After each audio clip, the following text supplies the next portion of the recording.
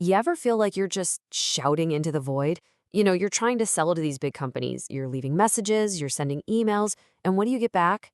Cricket. It honestly feels like they've built this giant, impenetrable fortress just to keep you out. Well, let's dive into why that's happening, and way more importantly, what you can actually do about it, all based on the amazing insights from Jill Conrad's Selling to Big Companies. And look, this isn't just some theory. The author, Jill Conrath, she lived this nightmare. I mean, she was a super successful sales trainer working with huge corporate clients. And then it felt like it happened overnight. Her business just vanished. Poof, gone. She had to start all over again, dialing for dollars, only to find out the rules of the game had completely changed. Nobody was calling her back. That feeling of just hitting a brick wall, where all the methods that used to work for you just don't anymore. That agonizing moment where you wonder if you should even bother leaving a voicemail because you're pretty sure it's headed straight for the trash. Yeah. If any of that rings a bell, I want you to know you are definitely not alone. This has become like a silent epidemic for sellers everywhere. So, what is this wall we're all running into? Let's call it what it feels like, the corporate fortress.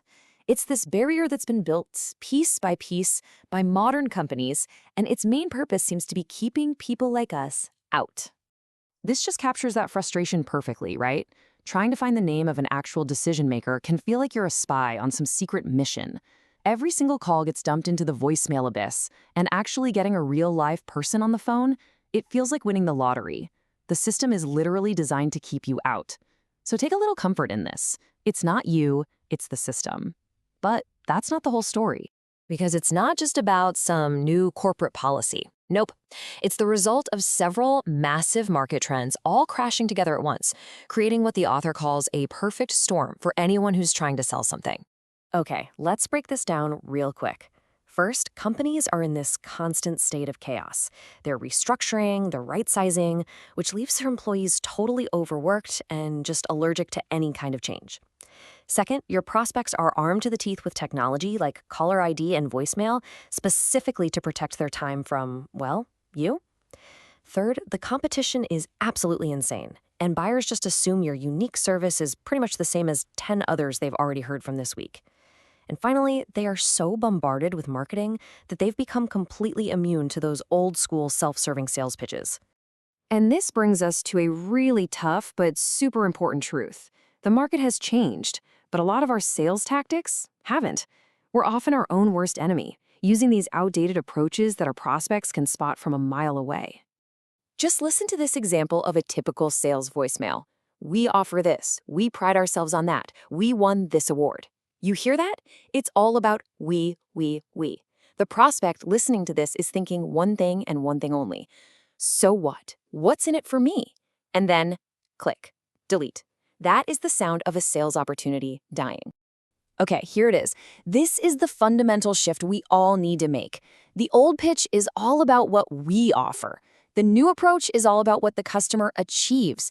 It's about stopping that boring list of your services and starting to talk about their outcomes. The moment you do that, you stop sounding self-serving and you actually start to spark some curiosity.